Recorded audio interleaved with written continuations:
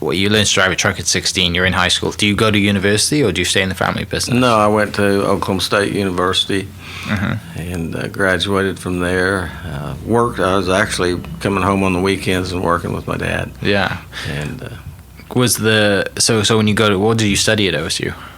business administration. With the plan to come back into the business? Yeah, I really had a plan to come back in the business. I enjoyed working with my father and enjoyed the customer base that we had and the business that we had built. And so, And through this time that you're growing up, the business is growing as well. It was. Which is really nice to see because you probably remember all of that. And you remember how it was when you started with the Champlin, when you built in that Champlin service station. And then now it's growing and growing and growing. 1974, I went to my dad and said, we need to build a convenience store.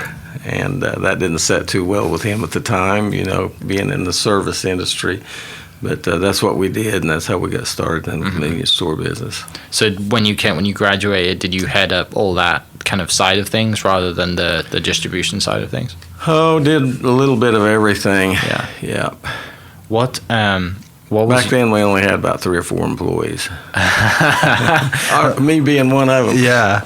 So where does it then take off to where we're at now? Then from like having 3 or 4 employees to just a long-term slow growth. Look at some opportunities and add another convenience store and add some more wholesale customers, which would in turn make us add more trucks to our fleet, transportation fleet. So it's just been a slow evolution of growth. What was that first convenience store like when you opened that up and convincing Dad to do it originally and kind of going through that? We had no idea what we were doing.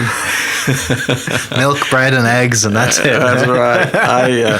I found myself frying roasted chicken in the back of the store several times, but it was fun. It was hard work, but it was fun growing up in the business and trying new things, from hauling gas to frying chicken. And it was all basically serving customers just in different roles. Yeah. And around that time, kind of convenience stores were coming in, right? It wasn't just gas stations. They were starting to have convenience stores attached to it, and then you start making more money from the convenience side of things than you do from the gas side of things. Correct. So you saw the value.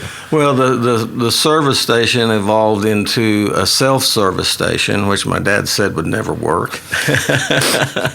But it did, and we went in from the self-service business into the convenience store business. Yeah.